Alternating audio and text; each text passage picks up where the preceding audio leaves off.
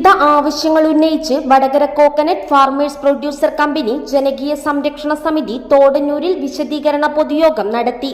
പരിപാടി തോടന്നൂർ ബ്ലോക്ക് മുൻ president B Suresh Babu ഉദ്ഘാടനം ചെയ്തു. എന്തുകൊണ്ടാണ് എല്ലാവരെയും കൂട്ടിയോജിപ്പിച്ച് കൊണ്ടുപോകാൻ താല്പര്യമെടുക്കാത്തത്? എന്താണ് ചെയർമാനും അദ്ദേഹത്തെ അനുകൂലിക്കുന്ന ഡയറക്ടർമാർക്കും ഇതിന്റെ ഓഹരി ഉടമകളിൽ നിന്ന് ഒളിച്ചു വെക്കാനുള്ളത് എന്താണ്? അതാണ് നമുക്ക് മനസ്സിലാകുന്നത്. വലിയ രൂപത്തിൽ പണം തിരിമറി ചെയ്തതിൻ്റെ അടിസ്ഥാനത്തിൽ കമ്പനി നഷ്ടത്തിലേക്ക് നീങ്ങിക്കൊണ്ടിരിക്കുകയാണ്. മീര പ്ലാന്റ് അടച്ചു പൂട്ടിയതുപോലെ ഈ വെളിച്ചെണ്ണ പ്ലാന്റും അടച്ചു പൂട്ടുന്ന സ്ഥിതിയിലേക്ക് എത്തിക്കൊണ്ടിരിക്കുകയാണ്. നിങ്ങൾ ഈ നോട്ടീസ് തന്നെ പറയുന്നത്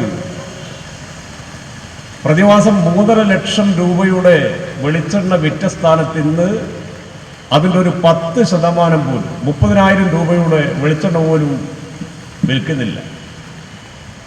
പിന്നെ എങ്ങനെയാണ് ഈ കമ്മിറ്റി മുമ്പോട്ട് പോവുക? ഈ ഓഹരി ഉടമകളായ ആളുകളിൽ നിന്ന് നാളികേരം വാങ്ങുന്നുണ്ടോ? അവർക്ക് 2 രൂപ അധികം നൽകി നാളികേരം വാങ്ങുമെന്ന് വാഗ്ദാനം കൊടുത്ത ആളുകൾ ഇപ്പം നാളികേരം എവിടുന്നാണ് വാങ്ങുന്നത്? ഈ ഡയറക്ടറും ചെയർമാനും ജനത്തിനോട് പറയണം മറുപടി. എവിടുന്നാണ് ഇപ്പം നിങ്ങൾ നാളികേരം ശേഖരിക്കുന്നത്? ഈ ഓഹരി ഉടമകൾ നിങ്ങൾ നാളികേരം ശേഖരിക്കുന്നത്? ഈ വെളിച്ചെണ്ണ ഈ പ്ലാന്റ് പ്രവർത്തിപ്പിക്കുന്നത് ആരാണ്? സംഘത്തിന് അതിനുള്ള ഉത്തരവാദിത്വം എന്താണ്? ഇത്തരം കുറേ ചോദ്യങ്ങൾ ബാക്കി നിൽക്കുന്നു. ഈ ചോദ്യങ്ങൾക്ക് മറുപടി പറയാതെ ചെയർമാനും അദ്ദേഹത്തെ അനുകൂലിക്കുന്ന ഡയറക്ടർമാർക്കും അധികകാലം മുന്നോട്ട് പോകാൻ കഴിയില്ല. 2,500 രൂപ നൽകിക്കൊണ്ട് നിങ്ങളെടുത്ത ഈ കമ്പനിയുടെ ഓഹരിക്ക് ഇന്നുള്ള മാർക്കറ്റ് റേറ്റ് എത്രയാണ് അല്ലേ? ആ 2,500 എന്നുള്ളത് 1,500 രൂപയ്ക്ക് കുറഞ്ഞിരിക്കുന്നു. ഇന്നത്തെ അറ്റ് പ്രസന്റ് നിങ്ങളെ ഇന്നത്തെ സ്ഥിതിക്ക് 2,500 രൂപ കൊടുത്ത് നിങ്ങൾ വാങ്ങിയ ഓഹരി ഇന്ന് നിങ്ങൾ വിൽക്കുമ്പോൾ എത്ര രൂപ കിട്ടും? 2,500 രൂപ കിട്ടും? കിട്ടില്ല. 2,500 രൂപയ്ക്ക് അത് ആരും വാങ്ങില്ല. ഈ കമ്പനിയുടെ വെബ്സൈറ്റിൽ പ്രസിദ്ധീകരിച്ച കണക്കുകൾ ഉദ്ധരിച്ചുകൊണ്ട് ഈ നോട്ടീസ് പറയുന്നുണ്ട് 1,500 താഴെയാണ് ഇന്നത്തെ ഈ ഓഹരിയുടെ പ്രസന്റ് റേറ്റ്. അതാണ് അല്ലേ? അപ്പോൾ ഈ തരത്തിൽ മുന്നോട്ട് പോയി കഴിഞ്ഞാൽ നമ്മുടെ വലിയ രൂപത്തിൽ ഞാൻ നേരത്തെ സൂചിപ്പിച്ച പോലെ 3 കോടിയിലേറെ രൂപ ഇവിടെ കൊള്ളയടിക്കപ്പെടും. ഈ കമ്പനി നിശ്ചയമായും ലാഭത്തിലാക്കി മുന്നോട്ട് കൊണ്ടുപോകാൻ കഴിയുമെന്നുള്ള കാര്യത്തിൽ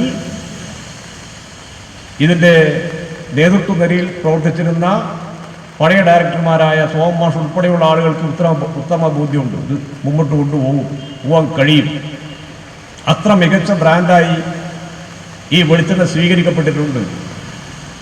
അതുകൊണ്ട് ഈ ഓഹരി ഉടമകളെ സംബന്ധിച്ചിടത്തോളം ഒരു കക്ഷി രാഷ്ട്രീയത്തിൻ്റെയും പ്രശ്നം ഇതുമായി ബന്ധപ്പെട്ട് ഉത്ഭവിക്കുന്നില്ല. എല്ലാ പാർട്ടിയിൽപ്പെട്ടാൽ അപ്പുറമുണ്ട് ഇപ്പുറമുണ്ട്.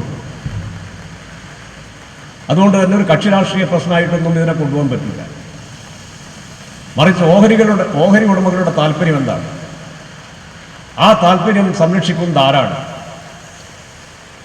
അത്തരമൊരു തിരിച്ചറിവ് ഓഹരി ഉടമകൾക്ക് ഉണ്ടാക്കി കൊടുത്ത് ഈ ഓഹരി ഉടമകളുടെ സഹായത്തോടുകൂടി ഈ കമ്പനിയെ നേരാംവണ്ണം നടത്തിക്കൊണ്ടുപോകാൻ ആവശ്യമായ സാഹചര്യം ഒരുക്കുക എന്നുള്ളതാണ് ഈ സംരക്ഷണ സമിതിയുടെ പ്രവർത്തനം കൊണ്ട് ഉദ്ദേശിക്കുന്നത്.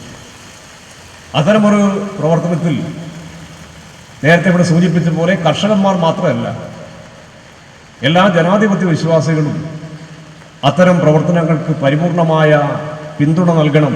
സംരക്ഷണ സമിതി ചെയർമാൻ CP മുകുന്ദൻ മാസ്റ്റർ അധ്യക്ഷത വഹിച്ചു. PM Kumaran master, Chandran Karichali, Balram Puthukkudi, Sathyanathan master, V Kelappan master എന്നിവർ സംസാരിച്ചു. സംരക്ഷണ സമിതി കൺവീനർ അശോകൻ M സ്വാഗതം പറഞ്ഞു.